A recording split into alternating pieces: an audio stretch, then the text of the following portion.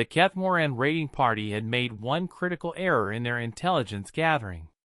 They had studied human settlements, analyzed their technology, observed their daily routines, but they had failed to understand one fundamental truth about Deathworlders: they didn't die easily. Lieutenant Sarah Martinez had been watering the hydroponic gardens when the energy bolt struck her center mass. The alien raiders watched with satisfaction as the small human female crumpled to the ground, her body convulsing once before going still.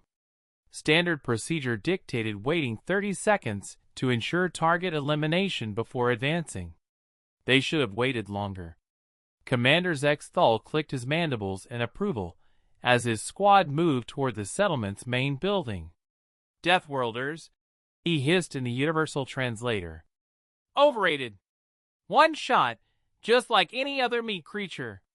His confidence was misplaced. Behind them, Sarah's eyes snapped open.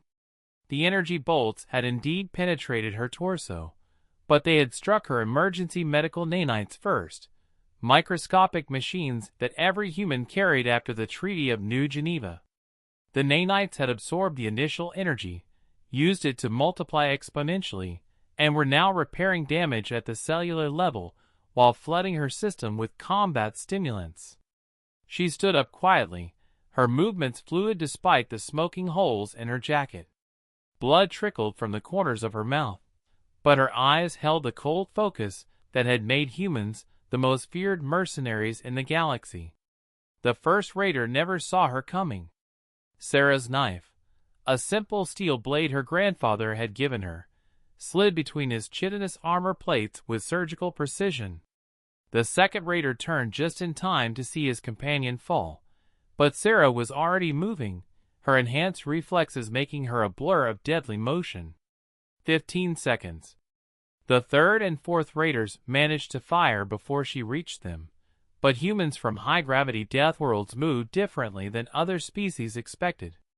Sarah flowed around their energy bolts like liquid death, her knife finding the weak points in their armor with an anatomical knowledge that came from growing up on a world where everything tried to kill you.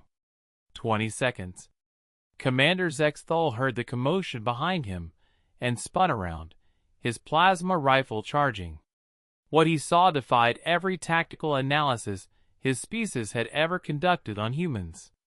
The small female was standing over his entire squad, not even breathing heavily, her knife dripping with green blood. "Impossible," he chittered.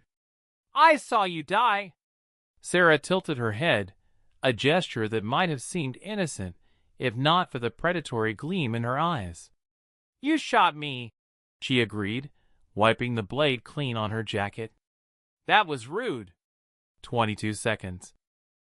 Zexthal's rifle discharged, but Sarah was no longer where she had been.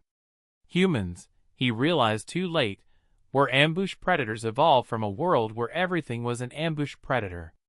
His tactical computer couldn't track her movement as she closed the distance between them.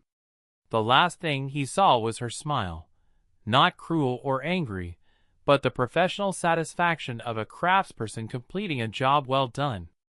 23 seconds.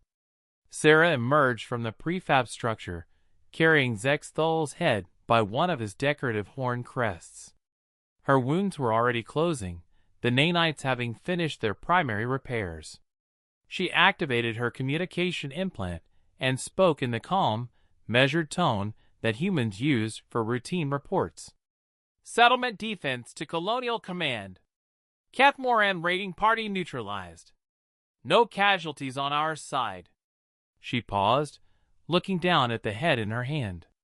"Well, no permanent casualties anyway." The response came back immediately. "Acknowledged, Lieutenant. Any survivors for interrogation?" Sarah glanced around at the alien bodies scattered across the garden. "Negative, Command. They made it personal when they shot me and my own vegetables." Later, when the Colonial Defense investigators arrived, they would find the entire engagement had lasted exactly 23 seconds from the moment Sarah stood up to the moment she made her report. The Kethmoran Empire would add another entry to their growing list of human settlements to avoid, marking Earthborn colonists with their highest threat designation. They still hadn't learned the most important lesson: never assume a Deathworlder is actually dead until you've scattered the ashes.